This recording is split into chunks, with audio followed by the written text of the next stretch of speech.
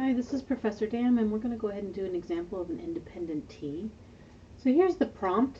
Dr. Dam is interested to see if students who owned a PC spent more time troubleshooting issues than those who used Macs. She recorded the time it took to troubleshoot problems as that she made each computer have. She assessed 34 PC users and 32 Mac users. Used her included data to do the 6 steps to inferential statistics to see if those who use PCs differ from those who use Macs in the time it takes them to troubleshoot a problem. So the first thing we want to do is set up our research question. So I apologize if my handwriting is messy with this system, but Okay,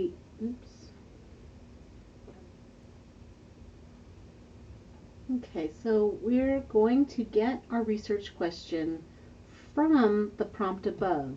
So you'll notice that it says use her included data to do the 6 steps to inferential statistics to see if those who use PCs differ from those who use Macs in the time that it takes to troubleshoot a problem. That's the key piece that we want to draw out for our research question. So it's going to be the question of, do PC users differ from Mac users in the time it takes to troubleshoot a problem. So notice it's a yes/no question. I got it from the prompt above.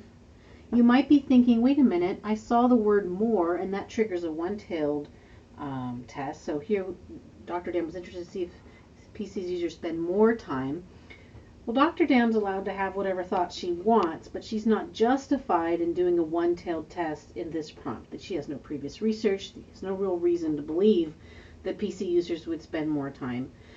So we have to leave it two-tailed. So we're going to keep the word differ. I hit a button. There we go, differ. So we've set up our research question. Now we want to set up the null and the alternative. So we can do this with our symbols. So the null is going to be mu of PC users equals mu of Mac users. And the alternative is always about the difference that we're really interested in. So it's going to be not equal to mu of PC users is going to be not equal to mu of Mac users. Remember, if this were one-tailed because we had it justified, we could have put that here with the greater than or less than sign. But because we're leaving it two-tailed, it's going to be equal to or not equal to. Well, now we have to set up our rejection region, and I'll put that here. So I'm just going to make it like we've been doing with a nice distribution, and I have to set my rejection region. And then the same thing is going to be here. These are my rejection regions, and I'm going to mark them rejection region with RR. Now I have to decide what numbers go here, and this is where we're going to use our t-table. So let's first establish what our degrees of freedom are to look up in the t-table. So based on the prompt up above, we can see we have 34 PC users and 32 Mac users. So my degrees of freedom, it's always about n-1, but it's n-1 for each group that we have. So in this case, I'm going to have degrees of freedom for the PC users is going to be 34 minus 1, which is 33. And then the degrees of freedom for my Mac users is going to be 32 minus 1, which is then 31. So my total degrees of freedom is going to be 64. You can do it this way, piece by piece, or you could have just said, well, my degrees of freedom is going to be the 34 plus the 32 minus 2. And that will also equal 64. However you get to your degrees of freedom, it's always going to be n-1 for each group because we assessed the mean for each group, so we lose 1 degree of freedom. So now let's go look at the table. So let me pull up our table. So now that we are looking at our t-table, we have to decide whether it's one-tailed or, this is the one-tailed or two-tailed. And in this case, we are going to do two-tailed, so we're going to use this side of the table, and then we have to find our appropriate degrees of freedom. If we scroll down, we'll see we actually don't have 64 degrees of freedom because the table got kind of lazy. And that's okay because the difference in the critical t-scores when you jump from 60 to 64 is actually very minuscule. So in this case, we're going to round down and use the degrees of freedom of 60. So our t-critical is 2.000. So what you want to remember is if you're going to use this t-table for your rejection region, if the number isn't in the table, so for example, let's say you have 38. 38 isn't in there. You might think, well, 40 is pretty darn close to 38. You should round down to 30 because that makes it harder on you as the researcher to reject the null. And so if you're going to use this table, you find the degrees of freedom in its exact number, or you round down to the nearest number, rounding down. So in this case, we're going to use a degrees of freedom of 60, so our critical T is 2.00. So let's go ahead and put that in our picture. So this score is 2.00, and this score is negative 2.00. So now we want to do the math. This is where we're going to make JASP do the work for us. So here I'm going to indicate that JASP says that the T calculated is going to be, and now we're going to look it up using JASP. So let's go ahead and transition over to JASP and pull up our data set. So remember, the first thing you're going to have to do is make sure that your data set is in your Google Drive if you're using the browser version of JASP. I already have my data set uploaded in here as a CSV file. However, if you don't have it uploaded yet, you'll want to come over and click on New and then do File Upload and find the file that you need from here. And then it will load it into whatever folder you have in your Google Drive pulled up. Now notice that I have some JASP files in here and a CSV file. JASP files can only be opened on JASP, but CSV files can be opened by any program. And so it's a nice clean way of getting the data into your system. So we're going to go ahead and load this CSV file into JASP so that we can easily obtain our data to analyze, and then I'll show you how to format it once we're in JASP. So now that I know the data set is in Google, I am able to pull it up, Google Drive, I'm able to pull it up from JASP. So now let's go open up JASP. So I am going to go ahead and open up JASP. If you actually type into your Google search window JASP, it is one of the first things, it's the first one that comes up because it's not a very popular name. If I start to type this in, it's just going to go right to where I've been before. You'll see it's the first link. Now, even if you have already downloaded JASP, or you want to use the browser version, you're still going to click this Download JASP. Because I'm going to use the browser version, and that's at the bottom of this page that they've provided. So I'm going to hit Launch JASP Online. And if you don't already have a Roll App account to set this up, please see the other videos on how to do that and get that done before you try to make analyses happen. Okay, so when we get to this screen, you don't want to fall for this image here and think you have to upgrade. By using Google Drive, we've kind of solved the problems we have by using limited capabilities. The upgraded version allows it to search your desktop for files, but we went and loaded them to Google Drive, so we don't really need the more advanced capabilities. So we're going to hit Launch JASP with limited capabilities, and then we're going to run it.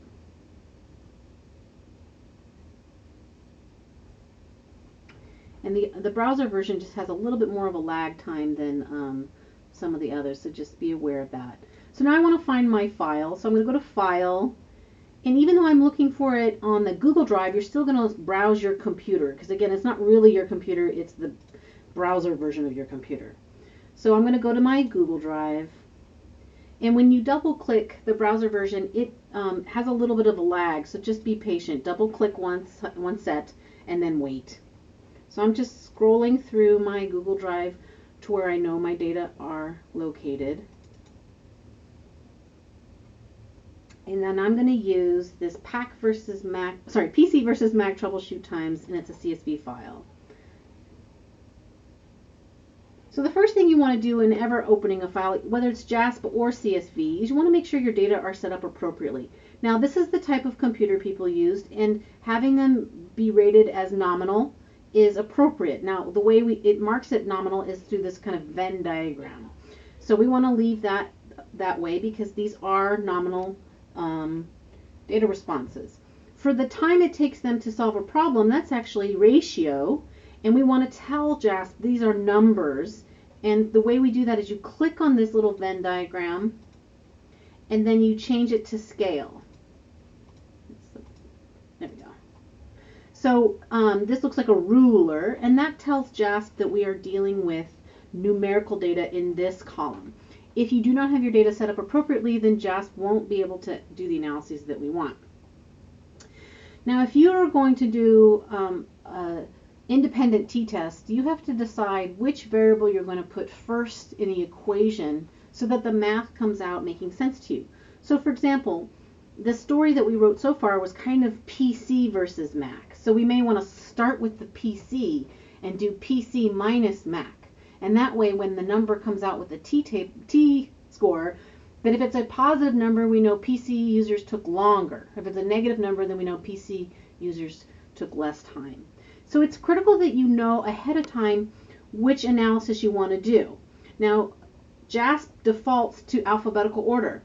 So if you look at this, our data are Mac versus PC. That means it's going to do Mac minus PC because M comes before P in the alphabet. So if you want to do PC minus Mac, because that makes more sense for you theoretically, then how you change that is you click on the name of the variable, in this case it's computer, and then you switch the order by clicking on this button. So see how it says now PC Mac? That means all the analyses are going to put PC first as variable 1, and the second variable is Mac. So what that does for us is it puts them in the right order for our analysis. So we're going to be doing an independent t-test. How we knew that it was an independent t-test is that there were two groups, Mac users versus PC users. We didn't have people using both. Like one time they used a Mac and then they used a PC. The other way we knew it was an independent t is that they had different sample sizes. You can't have different sample sizes if it's a dependent t. So because it's a t-test, we're going to come up here and click on t-test. Then we're going to click on independent sample t-test.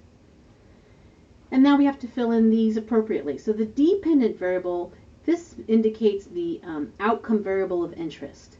Our outcome variable is the time it took them to troubleshoot. Now notice that JASP is giving you a hint here. It says, hey, the variable that goes here has to have a ruler icon. And so we appropriately fixed our data, so that means we can send it into this box. But we wanted to analyze it by whether they're PC or Mac users. So we take the computer variable and enter it in here for grouping variable. And this is where JASP is telling us that only Venn diagrams or ordinal data would be allowed. So this, again, is trying to help you put your variables in the right spot.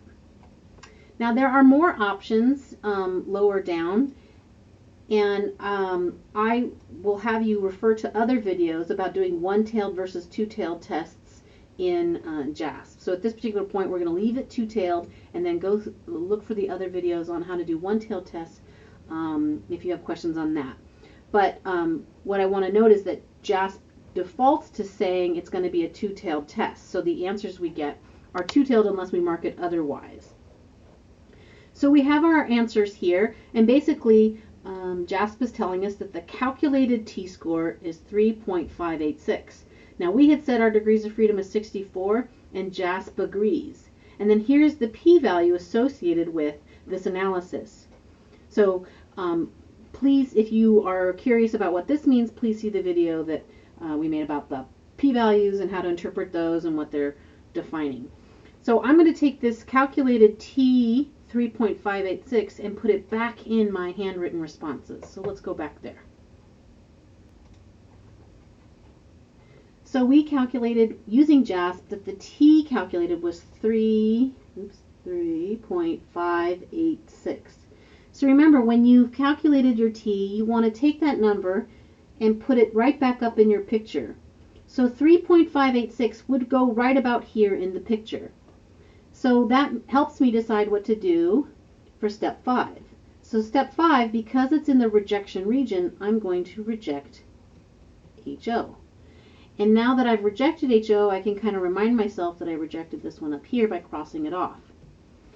Then in step 6, I have to figure out which conclusion to make. So I'm clearly going to say something about the alternative, but the alternative is just saying that there's a difference. And that's not sufficient. You can't just say there's a difference. You have to clarify where the difference is. This is why it's important for us to know which variable we put in first into JASP, because we got a positive 3.586. So we have to know what that means for who performed or who took longer. Now, because we know we put PC first, it's PC minus Mac, then that 3.586 means that PC users take longer to troubleshoot. Now, I'm going to show you another way that you could ensure that you're interpreting the data correctly. Let's go back into JASP and see if we can make sure that we've made the appropriate conclusion that it was the PC users that took longer and it wasn't supposed to be the Mac users took longer. So just to ensure that we've interpreted our data appropriately, I'm going to ask JASP to give me the descriptives on the data set. So I'm going to click descriptives, and I'm interested in the variable time.